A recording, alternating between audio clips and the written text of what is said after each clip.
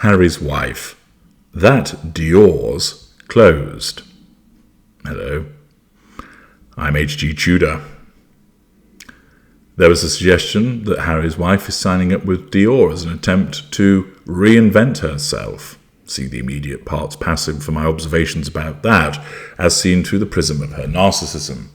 But it would appear that it's somewhat premature to talk about her signing a deal with Dior, because according to page 6 and an article by Eleanor Fishman, Harry's wife not signing Megabuck's deal with Dior.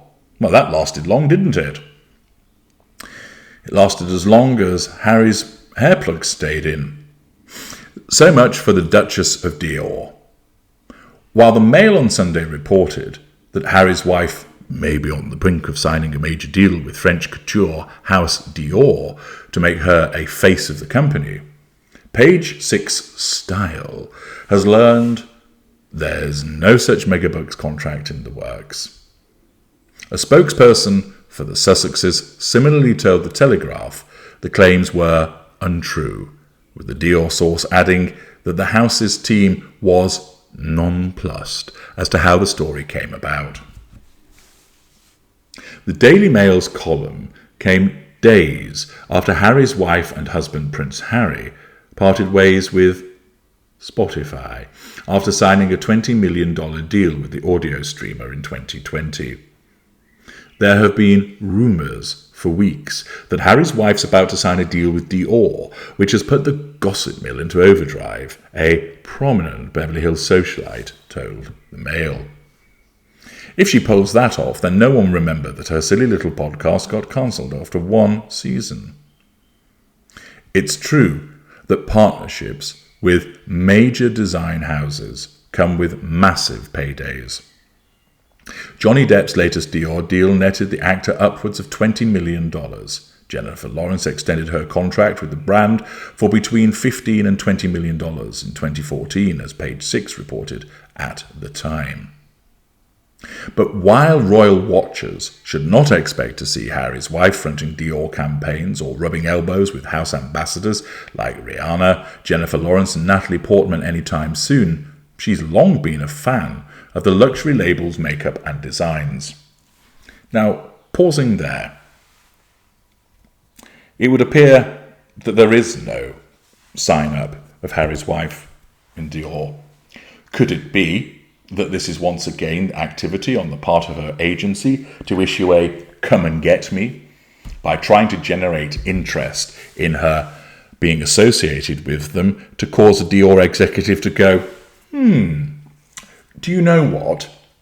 What we really need right now in order to sell more of our high-end clothing is to recruit somebody who is near universally disliked around the world, whose only claim to fame is marrying a member of royalty who has ginger bollocks, somebody who has gained a reputation for being untruthful, who rewrites history, who plays the race card regularly, somebody also that often when she goes out, whatever she wears looks ill-fitting and inappropriate.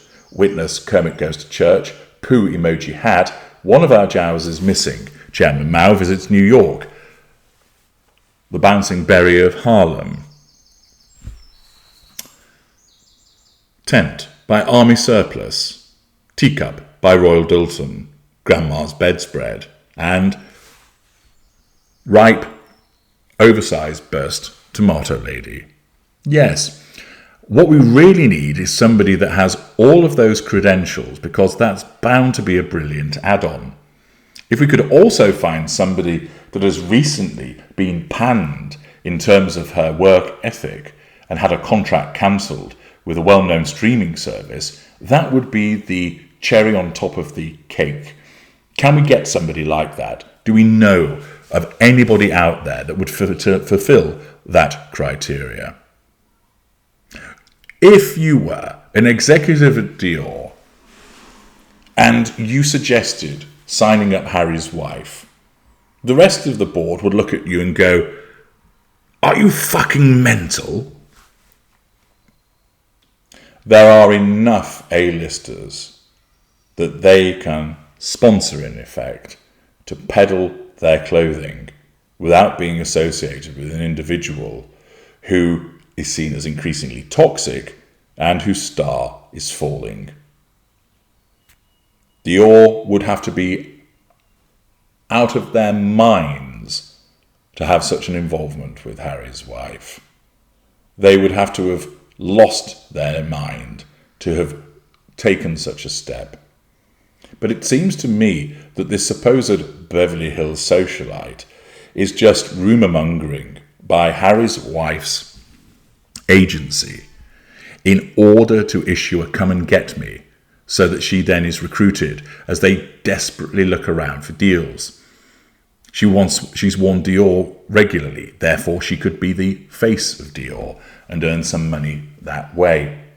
Let's make it seem like there's a deal in the offing so that they might become interested in that and therefore sign her up. But Dior immediately are nonplussed, and then lots of other agencies come out and explain there is no deal. This is the problem that Harry's wife has. Having basically got under the skin of so many people, particularly in the media, rather than leave her be, they are reveling in the opportunity to whack-a-mole her. That every single time she pops up with something, they bash it down by stating not true or publicising her failures and continuing to criticise her. This, of course, generates repeated and problematic threats to control for her. Her narcissism will deal with it, of course, but what it means is that while she's dealing with all of that, she becomes all the more inward-facing, and the downward spiral starts to speed up. The article just continues by explaining something about the things that she's worn in the past with regard to Dior, but it is demonstrative that Dior are not interested, and the media has immediately sought to ensure that that is what is being portrayed to the world. It also is another clear example of how this Dior has become closed to her as a consequence of the collateral consequences. Harry's wife had one of the most recognisable brands in the world. She was hugely famous or infamous, dependent on the way that you look at it. She was known around the world. She had every opportunity as a consequence of the warm welcome that she was given by the royal family, the prominent stage that she was put upon. And instead, her narcissism, as I explained, was able to get her there, but it's not been able to keep her there. Rather than focus on her own brand and perhaps harnessing the royal family, she set out to rail against the royal family again and again because of the threat to control it posed. The brand that she sought to create never really truly came to fruition. She had the opportunity, she had the prominence, and she had the opportunity to create a very recognisable brand. She could have, alongside her involvement with the royal family, undertaken the humanitarian work. She could have lived a gilded lifestyle, but instead, her narcissism caused her to think that she knew better, that she had much better ideas about how an institution should be run that had existed for centuries. That she, with her vast experience of being a royal in the past, would be able to enhance it. Of course, lacking in intelligence, lacking in experience, and the only thing that she's ever really done in her life is undertake some acting and using men, she ended up offering nothing because she has such little to offer. Her narcissism could have harnessed her involvement with the royal family, but instead it fought against it.